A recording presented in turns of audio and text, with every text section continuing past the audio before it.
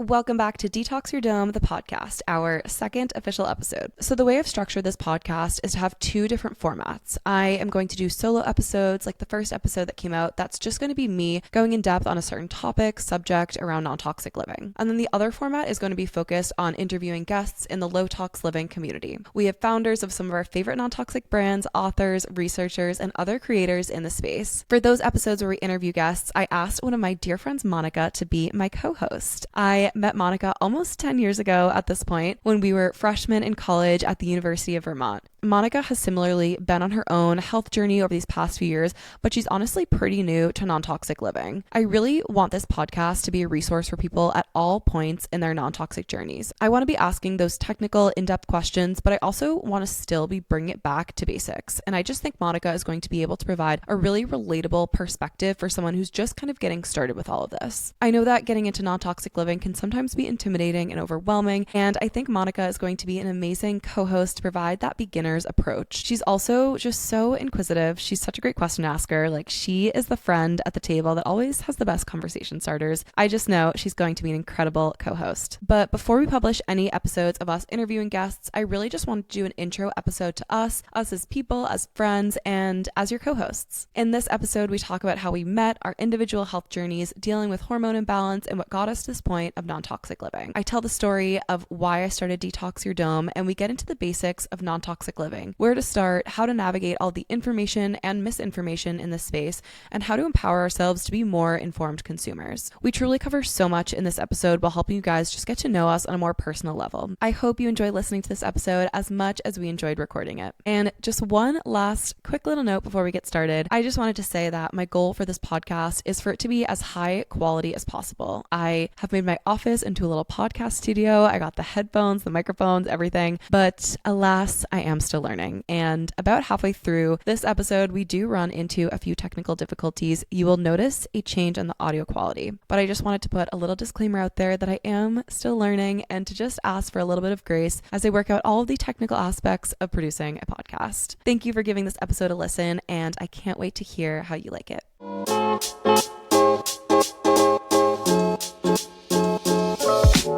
Welcome to Detox Your Dome, the podcast, where we empower you with knowledge about the ingredients that make up the products that we use every day. And we help you to become a more informed consumer on your journey towards living a clean, safe, and toxin-free lifestyle. Detox Your Dome. Body, home, planet. Okay, so welcome to Detox Your Dome, the podcast. I am here with my wonderful co-host, Monica. We just wanted this episode to serve as an introduction to us and to Detox Your Dome in general.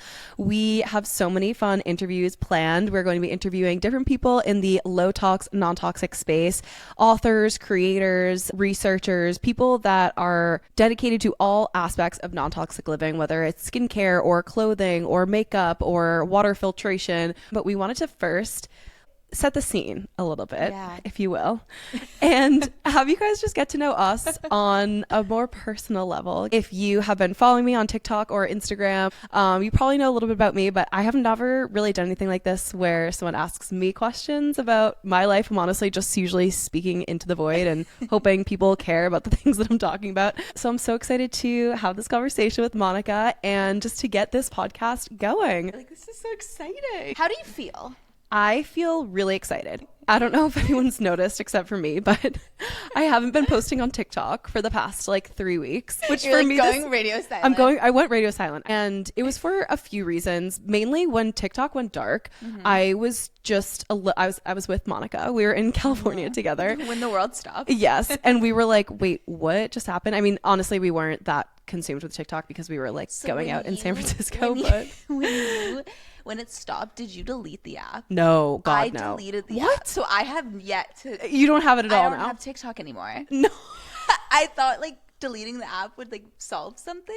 Why would So you're actually radio silent. I'm off the grid. How does it feel to cleanse, to detox? Detox from social media? So much. Yeah. I have like time back. Yeah. It's great. Are you like reaching towards other platforms, or are you filling your time with more important thoughts? No, I feel like now I just see everything on Instagram. Yeah. So now I'm just doing the same thing, but on Instagram. Right. Okay. So But anyways, okay. So I feel without. So I've been like 3 weeks without, and for a few reasons. One, it honestly just like shook me a little bit when TikTok went down, especially because I've been working so hard from like a brand standpoint and like everything that I'm trying to build with Detox Your Dome, and it just being gone in 1 second, it really scared me. Yeah. And I was like, I felt really stupid. I did. I was like, they've been telling us for a year and a half that they were going to take TikTok away. Like I really should have been focusing on putting content out onto other platforms, like in case this happened. And, you know, I made a couple videos like, please follow me on Instagram. Like we can stay in touch there, which I'm so grateful for everyone who's followed Detox Your Dome over on Instagram. But still, it just, I haven't put a lot of in one basket. Yeah. And I just, I need to diversify. Exactly. Because you can't depend on one thing. Right. And we still honestly don't know what's going to happen with TikTok. I mean, you can't download it if it's gone. And like, it's just unclear too. And I was like, okay, this is a good time to just, and I've been wanting to start this podcast for a long time. I've been wanting to get more into long form content on YouTube as well. And I was like, all right, let me just take this time. Like, let me just pause for a second and reassess. Like, I want to be able to create all this Detox Your Dome content, and clearly TikTok is not reliable, so let me just like put a pause on that. I'm coming back. I'm definitely by the time you guys hear this, I'm sure I'll be back on TikTok. But it's been a really busy 3 weeks. I've also been sick twice. Like I've literally had the flu. You died. And then a week later, like I had the flu again. You look great. Thanks. Thanks.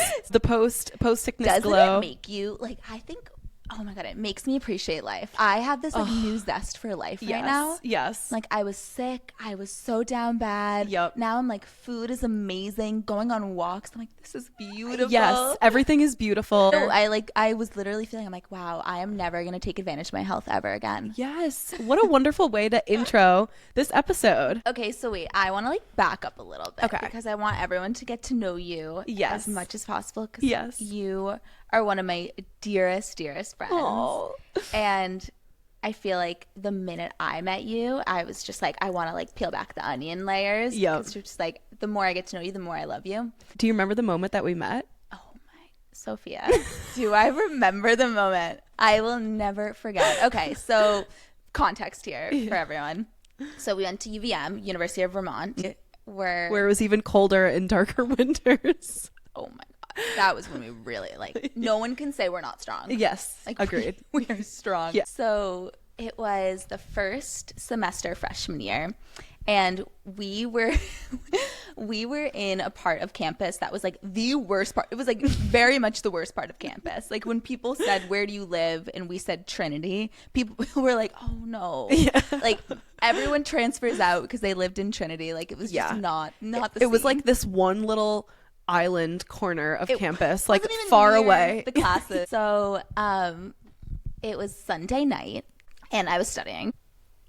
This girl starts walking into the common area and she's talking on the phone to, I think it was like your mom or your dad, and you're talking in the most like excited and like positive way. Like you were just so like, oh, and then this happened and then this happened and oh my God, you'd never believe it, and like I'm having the best time.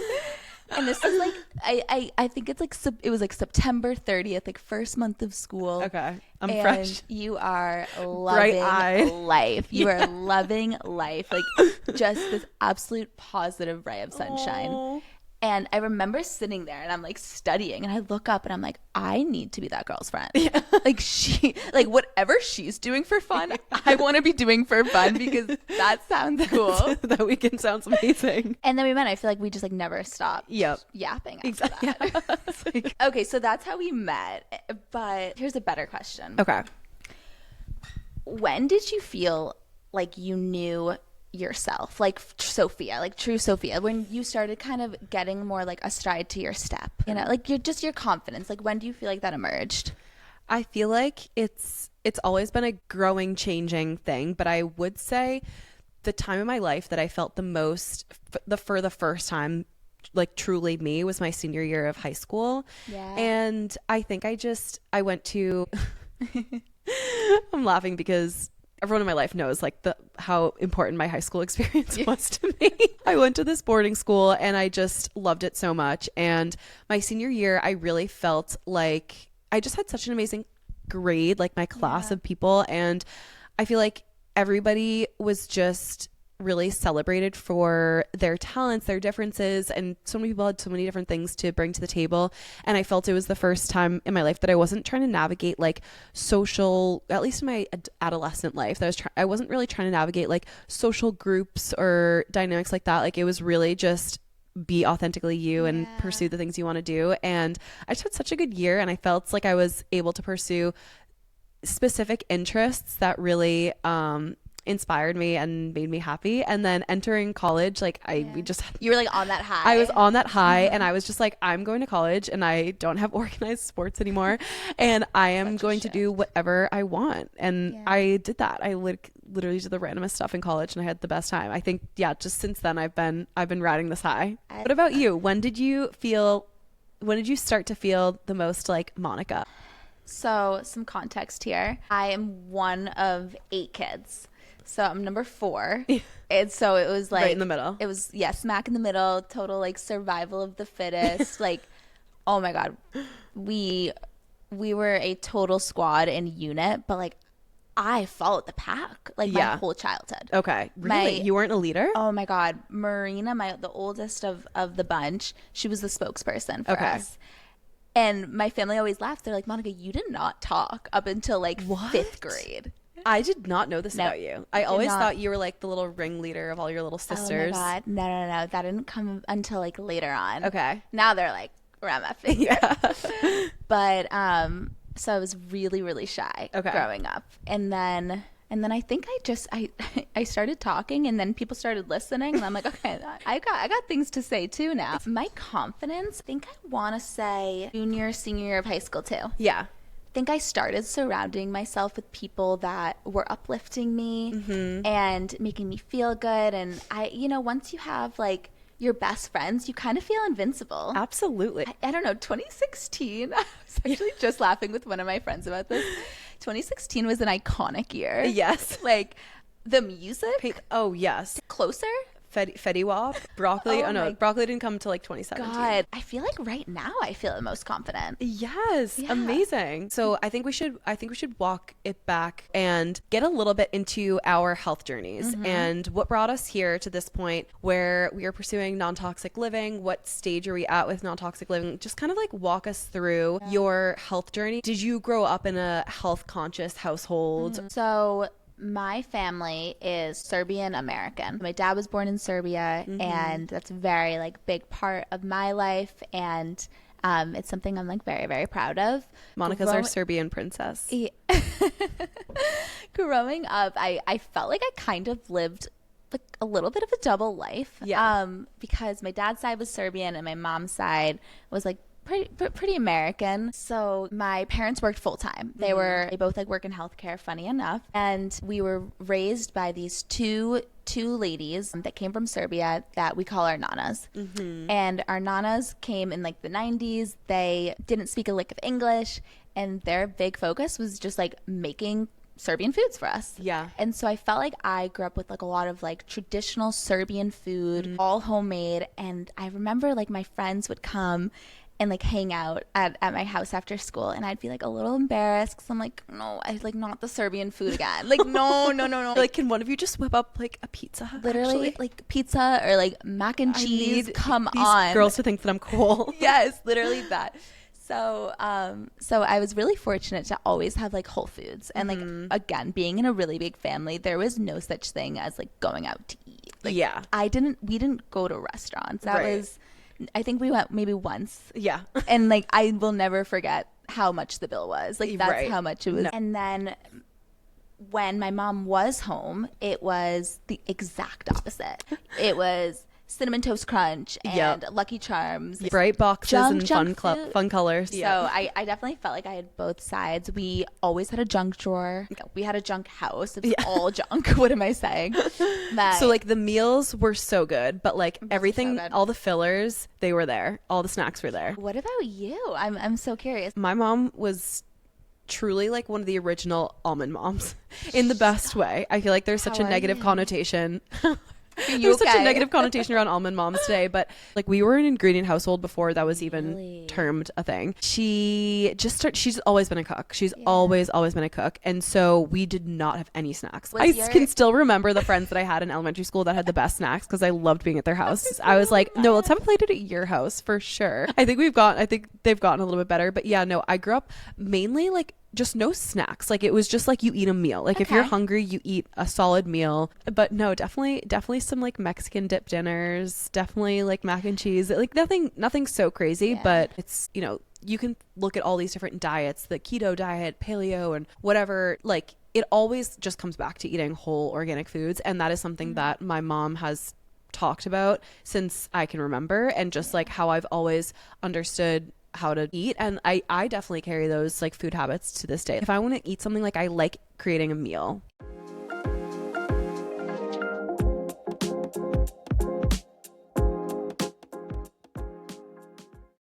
So there was a study that came out in February that showed just how much plastic is accumulating in our brains. This study, published in the Nature Medicine journal, found that the weight of plastic in our brains may be equivalent to that of a plastic spoon, which is terrifying to think about. They also noticed that there were higher levels of microplastics in the brains of people who had been diagnosed with dementia compared to the brains of those without dementia. Microplastics and PFAS are truly everywhere, including our water systems. They're in our tap water, our fresh water, our oceans. I'm really trying to dedicate this year to finding ways to mitigate plastic in my life, and especially in my home. One actionable way that I've found to do this is to filter out the PFAS and microplastics from my water. And I'm not just talking about my drinking water, but also my shower water. I specifically chose the Weddle Water Shower Duo because it's the only shower filter on the market that has been verified to filter out PFAS and microplastics, along with all the other general contaminants like chlorine and heavy metals. All the other shower filters I was looking at are really focused on chlorine and general contaminants, which is amazing, but I ended up choosing the Weddle Water filter because it had that added benefit of mitigating those microplastics and PFAS, which was also super important to me and just made this specific filter stand out to me. I also really liked that it was truly just a filter. Like I didn't have to replace my entire shower head. I personally love my shower head, and I didn't want to have to change the entire thing. The install took no more than 10 minutes and it was super easy, and it just looks really nice in my shower. I honestly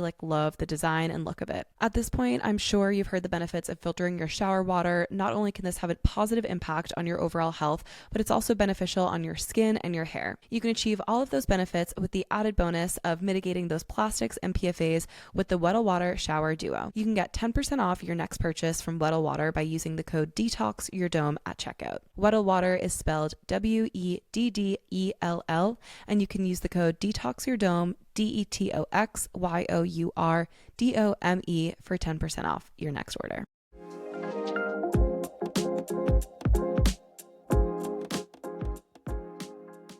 So what do you think are some of the health or just lifestyle habits that you've picked up throughout adolescence, young adulthood that have been consistent? So I have always been a journaler, always. Since I literally 5 years old. Wow. I still and you have all of them? Oh my God, yeah. So do you ever get the scaries like reading old? Like my thing is like I would be younger and I would write these journals and be like, I can't wait to read this when I'm older. Every single time I look at an old journal, I cringe. Oh yeah, I don't read those. I'm like that. And if anyone ever saw, no, are they under lock and key? I think the old school ones, yeah, like literally have a lock on it. Yeah. So I've always been a journaler. And I think when I was a kid, you know, you write down all the good things and you're like, this is what happened, and like this is who I like, and I felt like I always did the good things, even like up until like college. And now it's like I've been a lot more like intentional about like what I'm writing down, and I think it's like if it's up here, like get it in writing, and like it's better to have it, you know, written down a million times in a notebook rather than like a million times in your head. Yeah. So I've always been a journal writer. You're inspiring me to do more journaling. What about you? In terms of like physical fitness, running has always been a part of my life. Like I will never forget the very first pair of running shoes that I ever bought. It just always kept me mentally clear. It's gotten me through so many times in my life. The mental clarity you get after a run, there's nothing better than than that runner's high. And like, talk about a main character moment. If you want to feel like you are in the montage of a movie, go for a run. Like, so tell me where you're at with your health journey currently. Yeah. And as it pertains to non-toxic living, and also just other than that. So I think in college it was just so go, go, go. I felt like I don't know. It was about the party during the weekend, and I did not care about my health at all. But I also felt like I had no issues. Yeah. I don't know. I never dealt with food sensitivities at all. And everything was fine. I was on birth control. I started birth control when I was 15 years old. And the reason why I started was because my period never came when I was 15. And I was really late. Yeah. And I was a little bit underweight when I was 15. And so the doctors were just like, let's just get her on birth control. Yeah. And so I was on birth control all throughout high school and then through college. And I was like, okay, everything's good. Yep. Things great. Honestly, like the protocol for any girl is just put between her on birth 16 control. and whatever age. Yep. And then graduated college and I started my job. I started my sales job. How's that been? Which is it's the most amazing, fun job, but it is extremely stressful. And my health was deteriorating before my eyes. It was horrible. Every food that I would eat, I would have an immediate stomach ache afterwards. I couldn't have gluten. I couldn't have almonds. I couldn't have eggs. I couldn't have dairy. It was everything. Wow. It was a shorter list of what I could eat versus what I can't. Right. And then you have this epiphany, right? And I feel like we all have it, where you go, wait, I've been on birth control for a long time and I can't eat anything. I'm on birth control and I'm stressed out of my mind. And so I decided to stop for birth control and I hoped that would be like the magic fix. Yeah. And everything would kind of go back to normal.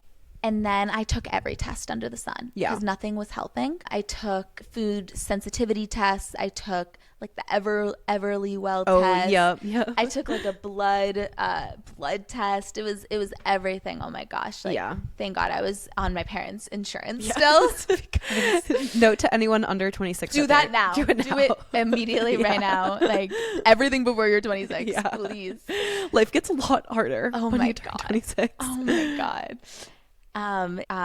I so desperately wanted an answer. I could not figure it out. And I was doing really well at work suddenly. I was hitting my stride and I was like, okay, I guess I just will never get a period and I will just be a really good at my job and that's life. Yep. But then I think it was just like 2 years ago when I kind of just started really wanting to like get better and realize that like it wasn't sustainable what I was doing. And so I've been on a healing health journey for the last 2 years and where I am right now, I am 26-year-old still in sales, but I'm on my health journey, but I'm not finished yet. And I feel like I'm really just scratching the surface. And so I'm like so excited for the people that we're about to meet selfishly for me.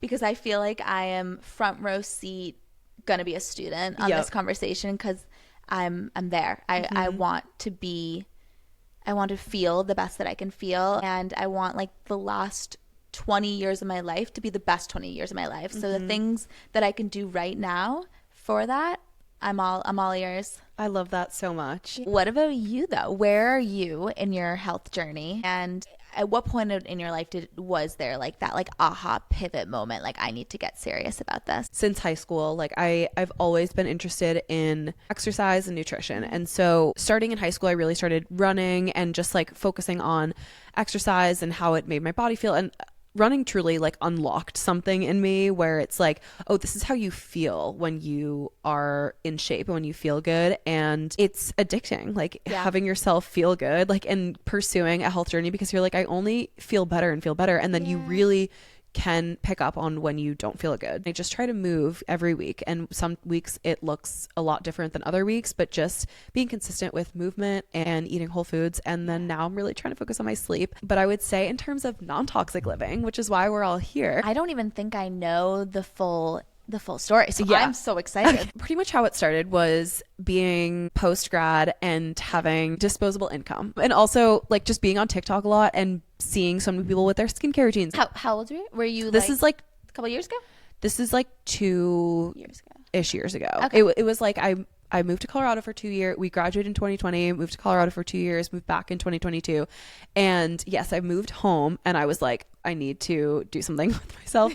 And I was like, let me just get really into skincare. And so I'd always, just being a girl, like always loved skincare and beauty products and everything. People like on TikTok, it's like, it was like it's a whole different arena of like people talking about the hyaluronic acid and vitamin C and SPF. Like people are just getting very technical with skincare, and it was just really interesting to me. And so I started learning a lot, and I was looking for products that would do certain things. And I come from a background in marketing, so I've been working in marketing since I graduated. Also went to like my degree at school was in communications marketing. So I've always looked at things from like the branding marketing perspective, and always like just been very interested in that. Was this the phase when like it was like a 10-step, 12-step skincare routine? Yes. Okay, I remember this. Honestly, like I was pressured via social media. So everyone had their 12-step routine. My skin was totally fine. I did not have a wrinkle in sight. No. I did not have a blemish in sight. But I was just like, okay, what's the difference between if I buy a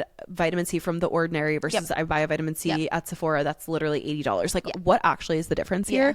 And so I started just researching ingredients, and I'd be like, oh, I just want to learn like all the different ingredients that are in skincare. Like it was always interesting to me. Also, my mom, when I was in high school, she was making her own skincare at home, which was so fun. And she made the most divine creams. My great grandmother lived to 107, and for her like around her like 98th birthday, my mom was making these creams, and she gave her grandmother, my great grandmother, one of these creams for her birthday, and she's putting it on. She's like, oh, I feel 10 years younger. And we're like, so you feel like 90? You feel like 88? But anyway, so I don't know. My mom had gone down this whole like rabbit hole. She was always really into like clean, natural skincare. And so I just was interested. I'm like, I feel like I can actually assess if a product is worth it or not if I learn the ingredients, if I'm turning around the bottle and looking at what's inside. And through that, I started realizing that skincare products have ingredients. You opened up a can of worms. And I spiraled. And it coincided with my 26th birthday. So this is it. And actually, there was a few things at play. So I remember this. So for my birthday, I went on a yoga meditation retreat out in Western Mass. Yeah. I was there with my girlfriend, my mom, and my sister, and they have like a little gift shop. And so I go down, and there was this man selling his own skincare that he had like created. And I just started talking to him. He was this very eccentric guy, someone who we should definitely interview on this podcast. The brand is called Replenish Plus. He has like amazing moisturizers. They are so good. We all ended up buying them. But I started talking to him, and I'm like, oh, I've been like reading a lot about skincare ingredients and like learning. And when I started reading these ingredients, I was like, oh my God, there's so many scary things in these like skincare products. At that point in time, were you like, I know nothing about anything? Like, were you like, I have a lot to learn here? Totally. I was like, but at the same time, it was like I had opened the lock, and I think the biggest and first step is realizing that the majority of your beauty products have really concerning ingredients in them, and knowing that there are better products out there that do prioritize your health and safety when it comes to their ingredients. And the hard part is just finding those products and actually knowing who to trust. We are back. We had a little technical difficulties. We're still learning here. Yes. Bear with us. Exactly. I had also known about the fact that there was like all these restricted ingredients in the EU that are allowed in the US, but I didn't really know like details about that. But I just knew in general, like, yes, the American cosmetics are not as clean as other places in the world. So then I go on my birthday meditation yoga retreat out in the Berkshires. I'm like, I'm gonna go check out the gift shop. So there's this man selling his own skincare down there. So we started talking, and we started talking about ingredients, and I was like, oh, I'm on this whole like pursuit of trying to understand ingredients that are my skincare and what's clean and what's not clean. And he had the most fascinating story because he had worked in industrial cosmetics for his entire career. He sold the industrial machinery to cosmetic manufacturers for them to create products. And so his entire career was spent in these factories, like seeing them create these products. And he's like, I created this skincare line purely for the safety of my wife and daughters. Yeah. He just said so many things that I was already kind of thinking and that I was already like starting to learn about on my own. But he was the first person that I talked to that was on a similar path and like had so many answers to questions that I had. It just goes to show that like the people in your life are going to come at the exact right moment. It was the exact conversation that you needed to have to like kick off literally to where you are today. Exactly. I think I was manifesting it for myself. Why do you think it's important to live a non-toxic lifestyle? Or like, why do you do it for yourself? So I think a lot of people who start to live a non-toxic lifestyle do it because they're sick and there's like something going on that they're trying to get to the stem of the bottom of. Yeah. And a lot of people who have autoimmune diseases or they are going through cancer treatments, and they have to be really careful about the ingredients that are in their lives. I'm very blessed to be in a position where I don't feel sick. I'm not like going through one of those extreme like health episodes, but I just think that once you start learning about it, you can't unlearn it. Yeah. One of the biggest things that happened to me was I was like, okay, we read the ingredients of our food, and I'm really good about reading food labels. Anytime I go to the grocery store, it's like I don't buy like packaged foods. Like if I am like, I'm always looking at the ingredients. Like it's second nature to me, and I think it's in the common conscious of people of like reading food labels. But there's an ingredient label on almost everything. Every beauty product, your clothing has a materials and ingredients label. Your furniture has an ingredients materials label. Like there is an ingredient label on everything. Like it literally changed the way that I look at the world. It's like I can't look at things without thinking like, oh, what is that made of? And so for me, it's really about making conscious decisions on the products that I choose to spend my money on. It sends a really clear signal to manufacturers, especially within the beauty space, on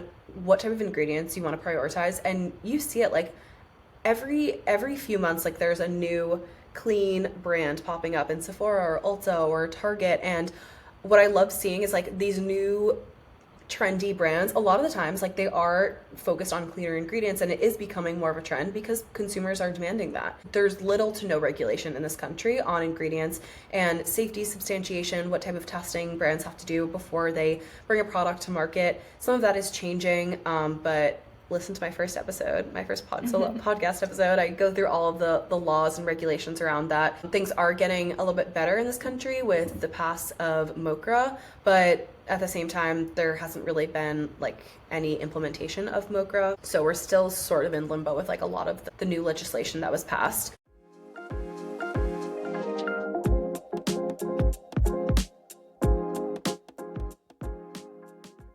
This podcast is brought to you by Dime Beauty. So skincare is where I personally started my non-toxic journey. I spiraled into this entire lifestyle of non-toxic living through reading ingredients of my skincare products.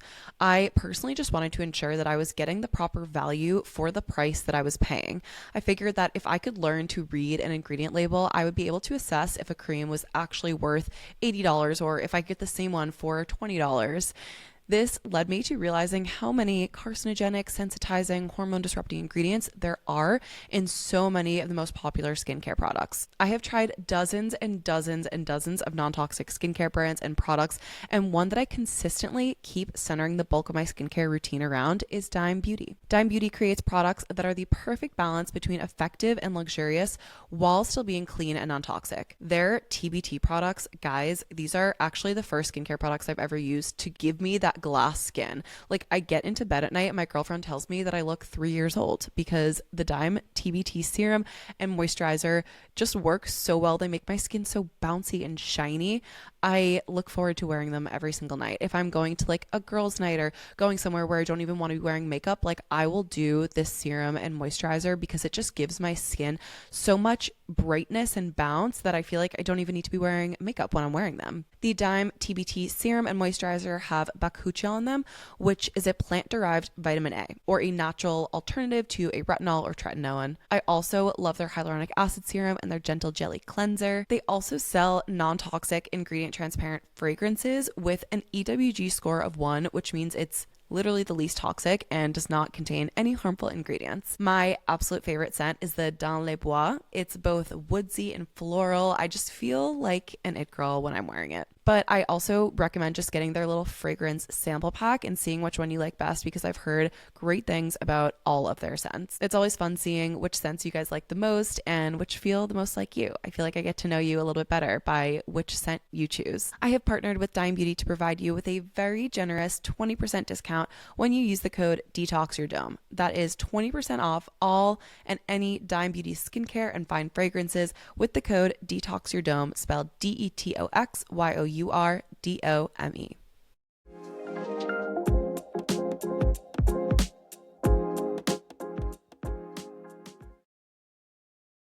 It's intimidating, right? Yeah. To live like a non-toxic lifestyle. And you don't even know where to start sometimes, right? So let's just say you're a 25-year-old girl, right? Mm-hmm. You're living in Boston and you're starting to get interested in this stuff. Yeah. Where do you think is a good starting point? I have like two sort of methods that I tell people. One is just pick one category, and it'll be different for every person. For me, it was skincare, but like for someone who loves to cook, like it might be starting in your kitchen, might be your makeup. I think it's good to just pick one category and don't even think like. And what are the categories? Okay, so I would these are the main categories I would consider are skincare, makeup, hair care, body care, kitchen and cookware, and home cleaning, and then clothes.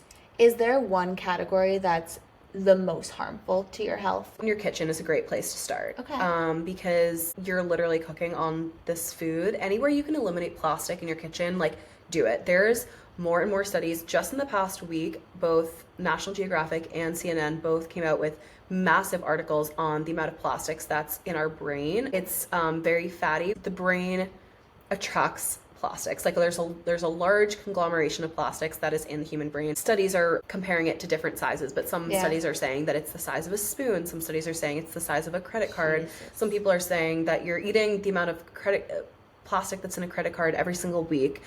Plastic is a huge problem, and it is everywhere. And I think you cannot control everything, but I think places that you can control things are in your kitchen. One of my favorite home cleaning brands is Blue Land, because they're also not only non-toxic, use non-toxic ingredients, but they're also plastic free, and they have some really creative packaging methods for like they focus a lot on like these tablets. So you buy like one reusable spray bottle, and then every time you're refilling it with a tablet, and that comes in a paper bag that then you put in a metal tin. So there's just no plastic involved in the entire life cycle of that product. And I think that's just so incredible, because oftentimes it's like, okay, you'll buy a non-toxic product, but it's sitting in a plastic bottle and it comes in all this plastic packaging. And I think just finding ways to support brands that truly eliminate plastic, and like Primally Pure is another great brand. Anytime you purchase anything from Primally Pure, there is no plastic involved in the packaging. Some of their containers have some plastic in them, but it just I love like the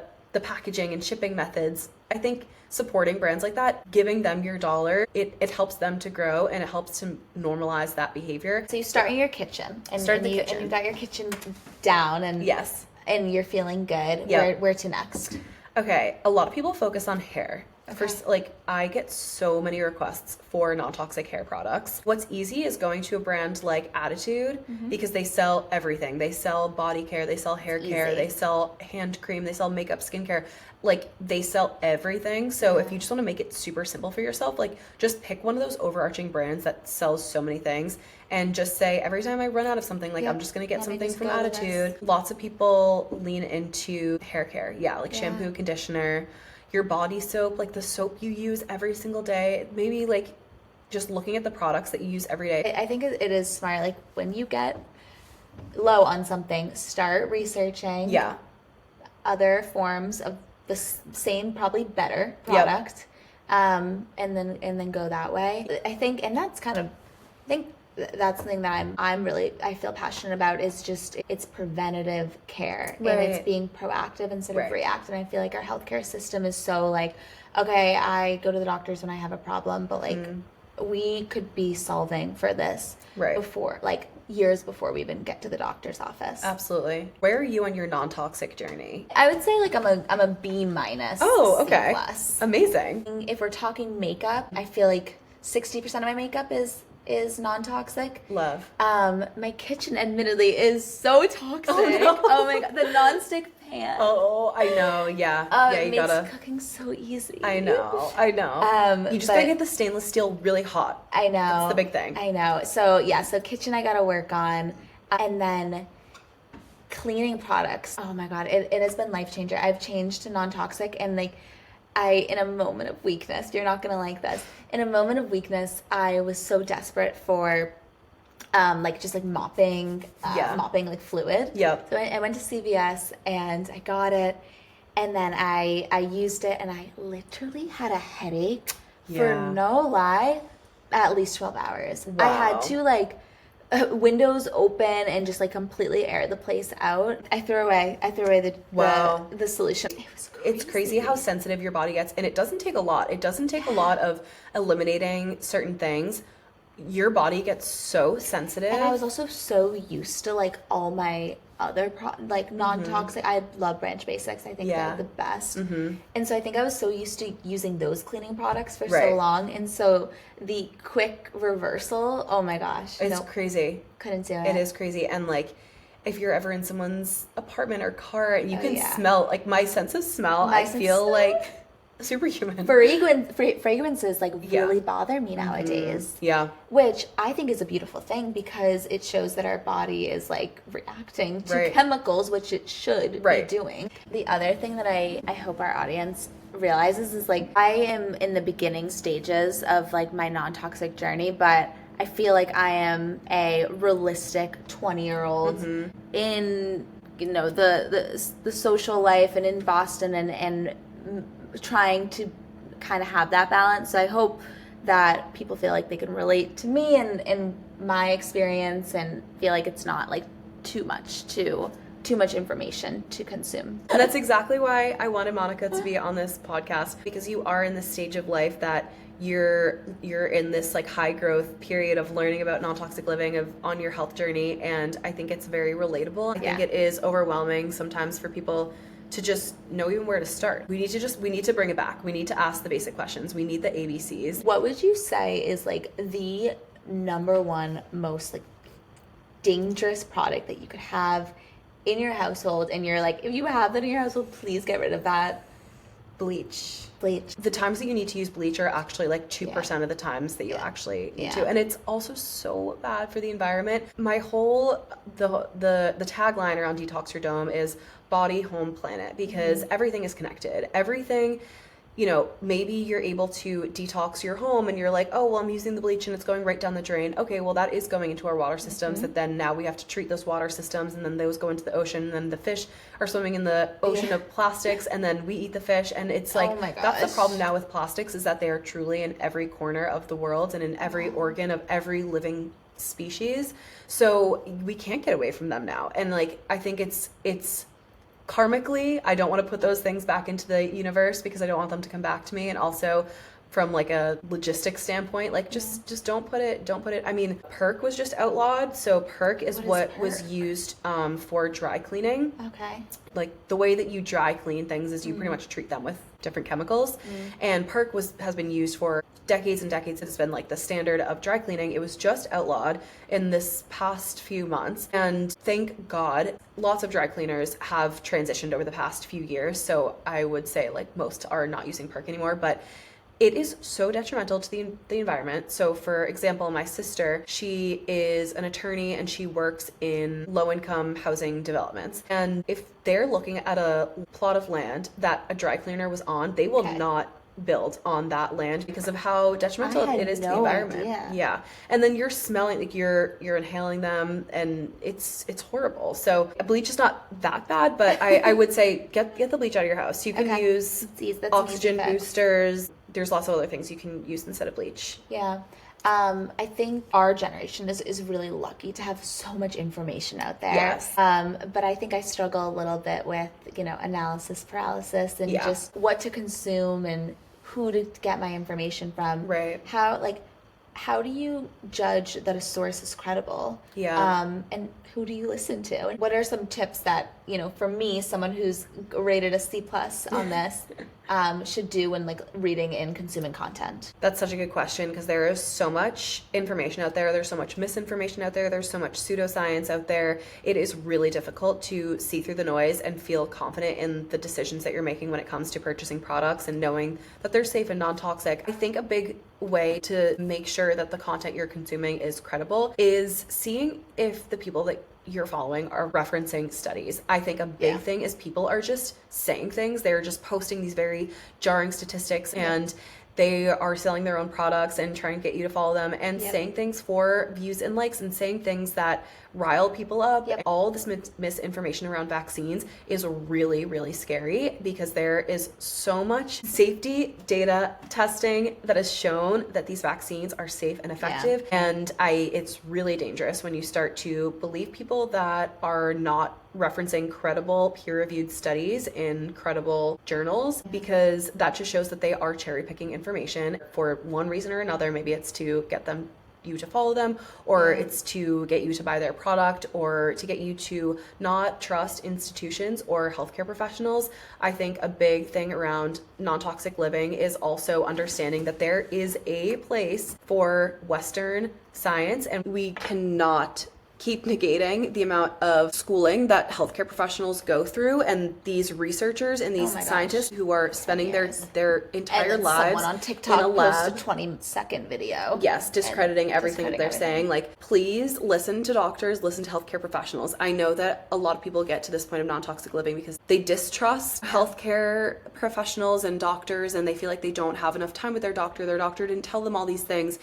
It is not your doctor's fault. I think, like you were saying earlier, this is preventative medicine. There are so many things that you can do to keep yourself healthy and be preventative when it comes to all these environmental factors that could make you sick. But when you are sick, or if you get sick, God forbid, listen to your doctor, please. Get your vaccines. They're so important. They're life-saving. But I think going back to figuring out what type of content you should consume, of course, you can come to Detox Your Dome at all times. We're a trusted source. But I think looking at the people you're following and seeing that they're referencing studies, and if you want to take 5 seconds to look at the studies that they're referencing and also make sure that they're not bogus studies, you want to make sure they're in peer-reviewed journals. You want to make sure they have multiple authors to the studies.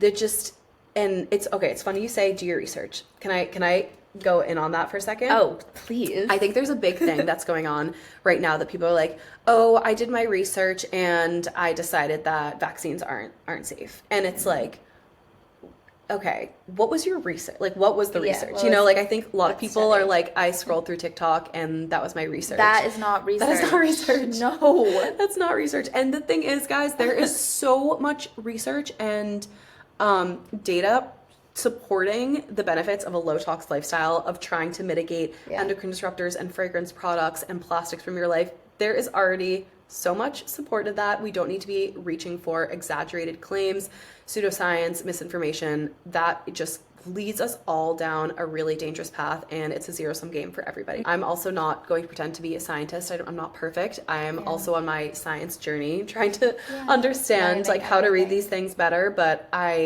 my commitment is always to be rooted in evidence-based research and science, and I don't ever want to be just saying something for likes and attention. I think you have to stay grounded in that truth. And I think now more than ever in this socio-political landscape where it's influencing a lot of medical decisions, it's influencing a lot of political legislation, it's influencing a lot of purchasing decisions. You need to have trust in people who are in the lab every day and spending their profession dedicated to the health of other individuals. You have to trust those people. Yeah. I also think what I love about you is that you're also just learning and evolving and growing, and you might have learned something a year ago and you learned something a little bit more today. You might change your mind for what you thought a year ago. Totally. Like, we're all just human, and we're all just trying to figure this life out together, and we all just want to live a little bit happier, a little bit longer. What would you say is your mission for Detox Your Dome now? My mission for Detox Your Dome is to spread knowledge. My goal is to create an informed consumer. I think we are just not informed, and I want us to have the informed consent. It's not even all the time about only purchasing products that are completely non-toxic. It's about understanding the ingredients that are in the products in the first place. And I think there's a lot of power when it comes to understanding what is in the products that you're participating in and using every single day, whether it's your foundation or your shower cleaner or your toilet paper. Like, we are surrounding ourselves by these ingredients. We live in this highly capitalist, consumerist world and country, especially if you're here in the United States. And I think it just equips everyone to be in the best position possible to have the knowledge of the ingredients that they're using. And it also helps you to be more, like, if you're not compelled by the whole clean, non-toxic side of things, it's also be compelled by like the money side of things, because once you start looking at things as ingredients, you start realizing how much we're being marketed to, and you can be a much savvier consumer and just like make better purchasing decisions. Sometimes it's worth it to just like purchase something that's a little bit better for you, no matter what it is. Thank you so much for listening to this episode. We would love to hear your feedback, what other questions you have about us, about non-toxic living. If you have recommended topics for future episodes, you can connect with Detox Your Dome on TikTok, Instagram, Substack, Spotify, Apple Podcasts, and YouTube. Until next time.